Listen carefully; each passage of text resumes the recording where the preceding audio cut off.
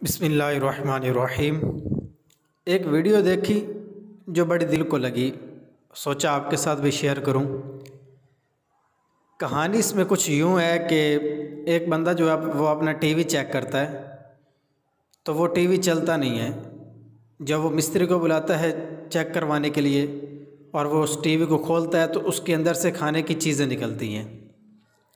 अब वो अपने बच्चे से पूछता है कि ये बच्चों का ही काम हो सकता है कि ये चीज़ें इसके अंदर कैसे गई।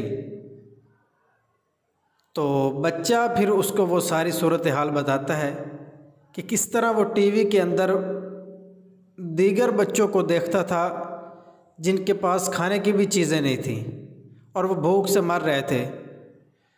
तो इसने सोचा बच्चे ने कि हो सकता है कि शायद मैं उन तक ये चीज़ें पहुंचा सकूं।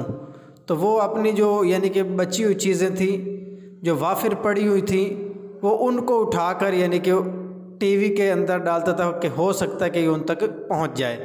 अगरचे ये ऐसा नहीं था, लेकिन एक खाका ये उन्होंने तैयार किया, एक खामोश पैगाम दिया है उन अफराद को जिनके पास माल है, दौलत है, खाने का वाफिर मिकदार में सामान मौजूद है, अपने खाने से बच भी जाता है, लेकिन वो फिर भी गरीबों तक नहीं पहुंचाते, ख़राब हो जाता है, फेंक दिया जाता है। और इसी तरह जो लोग होटलों के अंदर जाते हैं और वहाँ पर चीज़ें खाते हैं, तो अब क्या होता है कि वहाँ पर बहुत सारा माल जो है वो खाने का जो चीज़ें होती हैं, जो रिज़्क़ है, वो बच जाता है और ज़ाया हो जाता है।